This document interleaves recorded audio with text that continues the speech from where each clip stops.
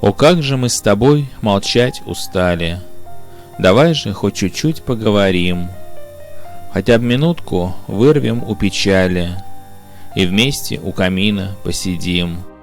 Он души наши и тела согреет своим радушным трепетным огнем. Тоску судьбы хотя б на миг развеет, так хорошо, когда с тобой вдвоем.